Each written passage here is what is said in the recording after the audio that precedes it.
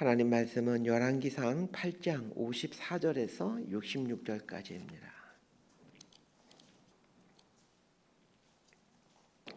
열왕기상 8장 54절에서 66절까지 말씀 번갈아 가면서 읽습니다. 제가 먼저 읽겠습니다. 솔로몬이 무릎을 꿇고 손을 펴서 하늘을 향하여 이 기도와 간구로 여호와께 아뢰기를 마치고 여호와의 제단 앞에서 일어나 서서 큰 소리로 이스라엘의 온 회중을 위하여 축복하며 이르되 여호와를 찬송할지로다. 그가 말씀하신 대로 그의 백성 이스라엘에게 태평을 주셨으니 그 종 모세를 통하여 무릇 말씀하신 그 모든 좋은 약속이 하나도 이루어지지 아니함이 없도다. 우리 하나님 여호와께서 우리 조상들과 함께 계시던 것 같이 우리와 함께 계시옵고 우리를 떠나지 마시오며 버리지 마시옵고 우리의 마음을 주께로 향하여 그의 모든 길로 행하게 하시오며 우리 조상들에게 명령하신 계명과 법도와 율례를 지키게 하시기를 원하오며 여호와 앞에서 내가 간구한 이 말씀이 주야로 우리 하나님 여호와께 가까이 있게 하시옵고 또 주의 종의 일과 주의 백성 이스라엘의 일을 날마다 필요한 대로 돌아보사 이에 세상 만민에게 여호와께서만 하나님이시고 그 외에는 없는 줄을 알게 하시기를 원하노라. 그런즉 너희의 마음을 우리 하나님 여호와께 온전히 바쳐 완전하게 하여 오늘과 같이 그의 법도를 행하며 그의 계명을 지킬지어다. 이에 왕과 및 왕과 함께한 이스라엘이 다 여호와 앞에 희생 제물을 드리니라. 솔로몬이 하목제에 희생 제물을 드렸으니 곧 여호와께 드린 소가 22,000마리요 양이 12만 마리라. 이와 같이 왕과 모든 이스라엘 자손이 여호와의 성전에 봉헌식을 행하였는데 그날에 왕이 여호와의 성전 앞들 가운데를 거룩히 구별하고 거기서 번제와 소제와 감사제물의 기름을 드렸으니 이는 여호와의 암 놋제단이 작음으로 번제물과 소제물과 화목제의 기름을 다 용납할 수 없음이라. 그때에 솔로몬이 7일과 7일도 없이 4일간을 우리 하나님 여호와 앞에서 절기로 지켰는데 하맛 오기에서부터 애굽강까지의 온 이스라엘의 큰 회중이 모여 그와 함께 하였더니 66절 함께 읽습니다. 여덟째 날에 솔로몬이 백성을 돌려보내매 백성이 왕을 위하여 축복하고 자기 장막으로 돌아가는데 여호와께서 그의 종 다윗과 그의 백성 이스라엘에게 베푸신 모든 은혜로 말미암아 기뻐하며 마음에 즐거워하더라. 아멘. 이 열왕기상 8장은 성전 봉헌식을 하는 장면입니다. 열왕기상은 말 그대로 왕들의 이야기입니다. 열왕기상 1절부터 11장까지는 솔로몬 왕에 대한 이야기입니다. 이스라엘 역사에서 솔로몬이 이룩한 업적은 헤아릴 수 없을 만큼 많습니다.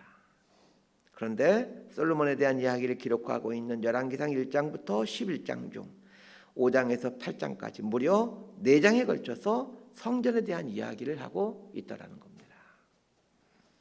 더군다나 7장과 8장의 분량이 다른 장에 비해서 엄청 많다는 것을 감안하게 된다라면 이 분량으로 따진다라면 성전에 대한 이야기는 솔로몬 전체 기사 중 절반 이상이 됩니다. 이 8장만 보더라도 벌써 66절까지 있지 않습니까? 굉장히 길게 기록되어 있습니다. 자, 그러면 왜 열왕기 저자는 솔로몬에 대한 이야기를 하면서 절반 이상을 성전을 짓는 이야기를 하고 있는 것일까요?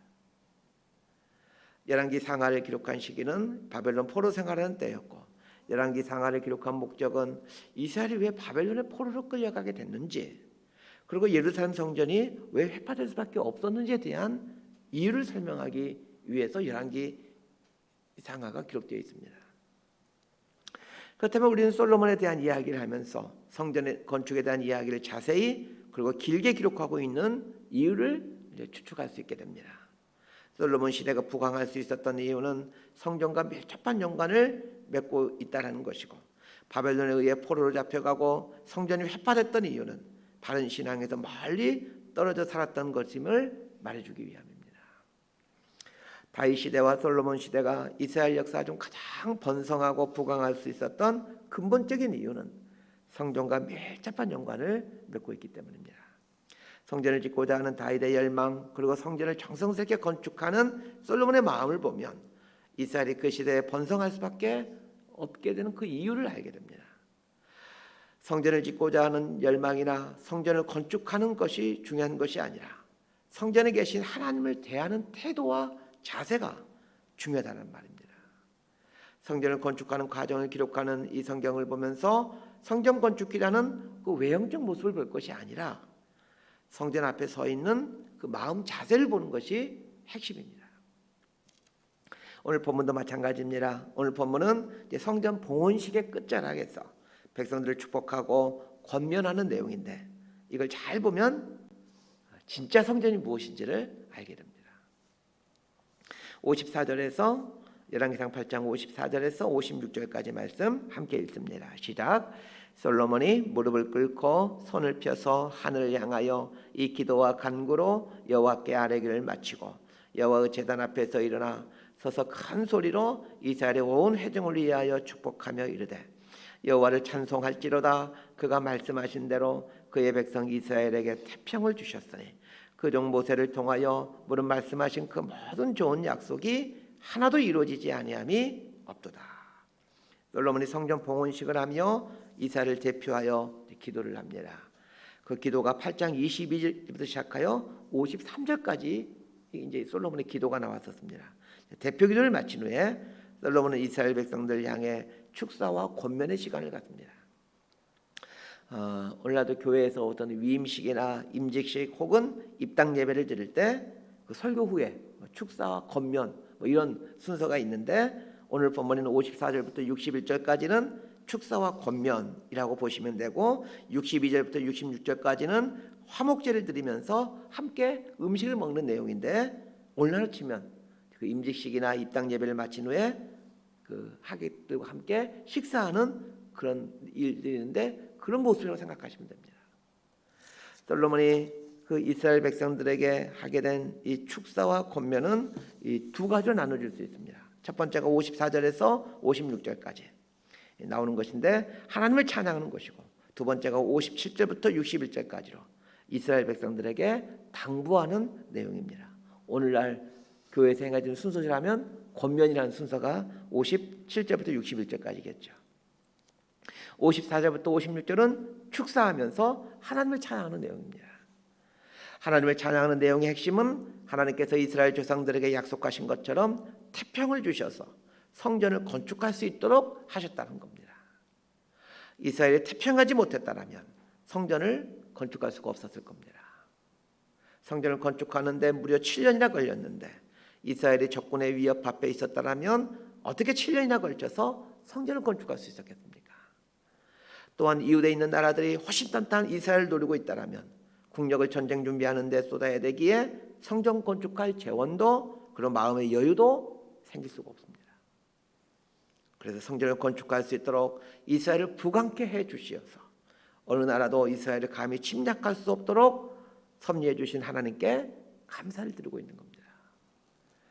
이스라엘 백성들이 헌신해서 성전을 건축한 것이 아니라 하나님께서 이스라엘에게 은혜를 베풀어 주셔서 성전을 건축할 수 있는 환경들을 허락해 주신 것을 감사하고 있습니다. 우리도 이리해야 할 것입니다. 우리가 주님을 섬기고 교회를 섬길 수 있는 것을 이렇게 해석할 줄 알아야 합니다. 하나님께서 우리 가정을 지키시고 우리 직장을 지켜주시고 그렇기 때문에 교회를 섬기고 이웃을 섬길 수가 있습니다. 한번 생각해 보십시오. 가정이 계속해서 바람잘 없고 어려움이 계속된다면 어떻게 교회를 섬길 수 있겠습니까?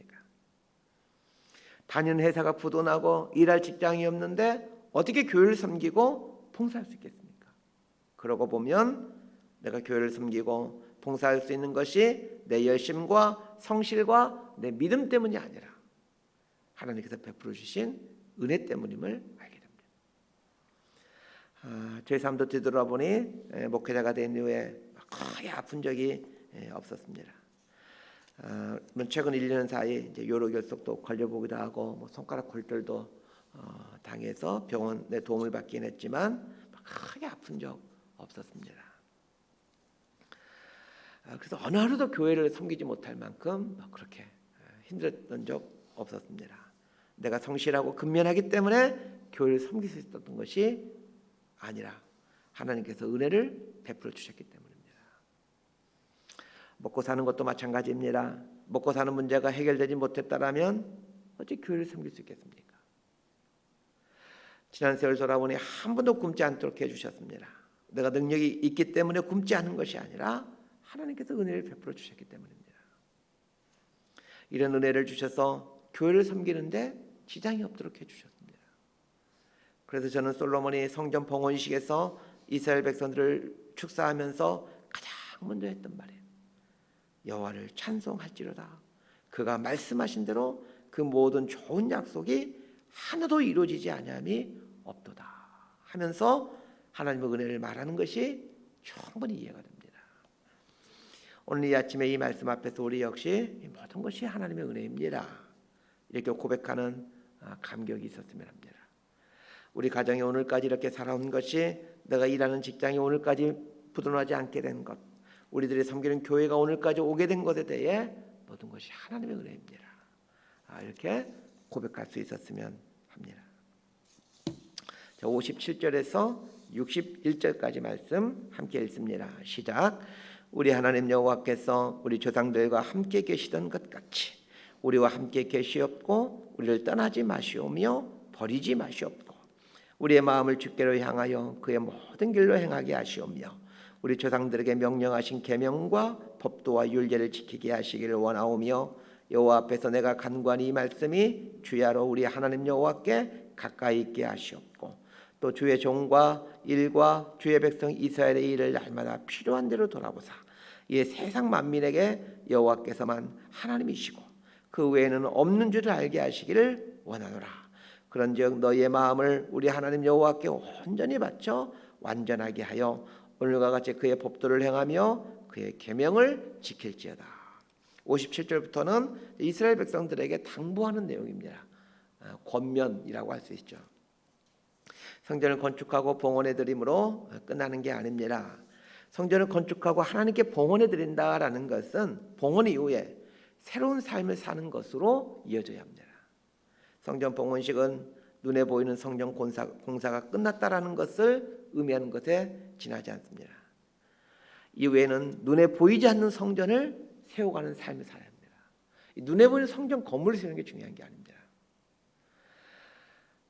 보이지 않는 성전, 이거 세워가는 게 진짜 중요합니다. 저는 성전 건축의 진짜 의미가 이것이라고 생각합니다.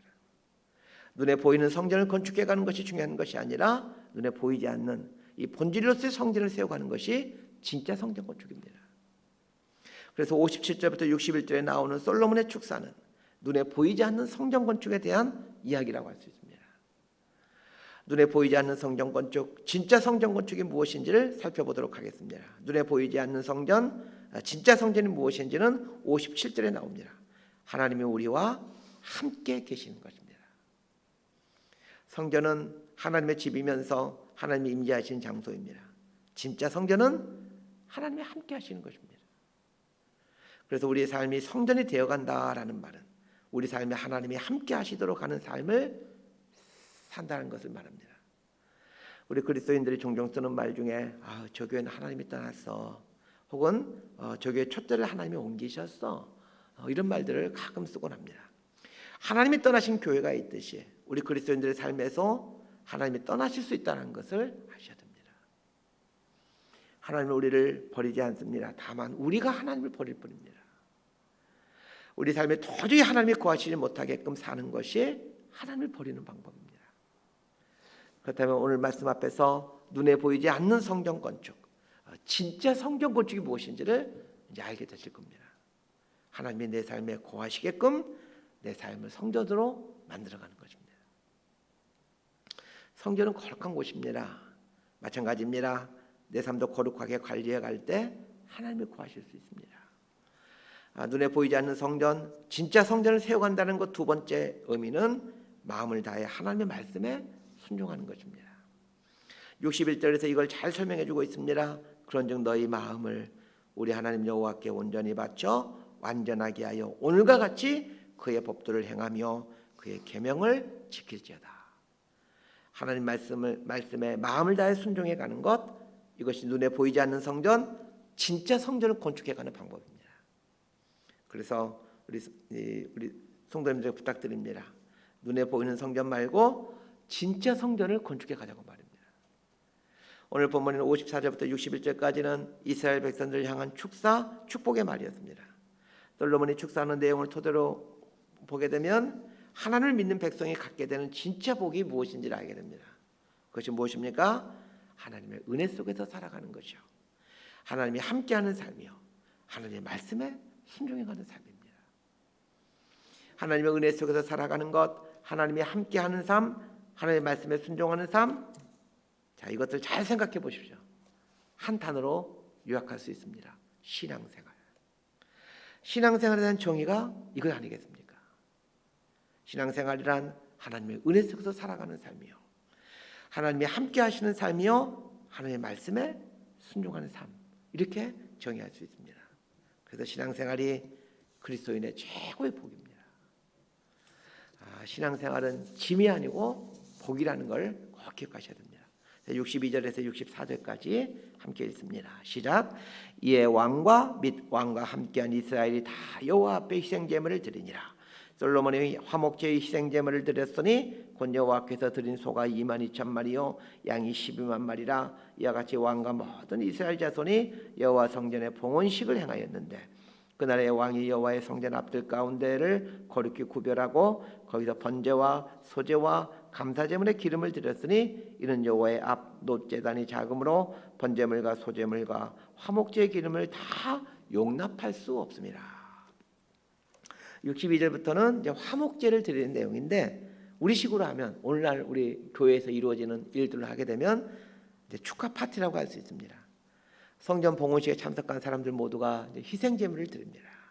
그 희생 제물의 수에 대해서 소가 22,000마리고 양이 12만 마리라고 말하고 있습니다. 바쳐진 희생 제물에 대해서는 일부는 번제로 드리지만 대부분은 화목제로 드려집니다. 화목제는 제물을 하나님께 드린 후에 제사에 참석한 사람들이 그 제물을 먹는 제사가 화목제입니다. 그래서 화목제는 일종의 파티라고 할 수 있습니다. 그 파티 기간이 무려 14일이나 됩니다. 65절에 보면 그때 솔로몬이 7일과 7일 도합 14일간을 우리 하나님 앞에서 절기를 지켰는데 이렇게 말하고 있습니다. 7일은 성전 봉헌식이고 7일은 초막절입니다.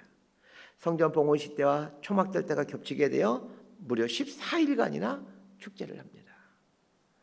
초막절 행사가 아니더라도 성전 건축 봉헌식만 7일이었습니다. 성전 봉헌식의 대부분은 화목제를 드리며 서로 축하하고 즐거워하는 시간이었습니다. 이 모습을 묵상해 보다가 이게 교회구나 라는 것을 알게 됩니다. 저는 우리 교회도 이래야했으면 합니다. 성도들이 만나서 밥도 같이 먹고 차도 같이 마시고 고기도 구워 먹고 이런 기쁨이 있었으면 합니다. 말씀 정리합니다.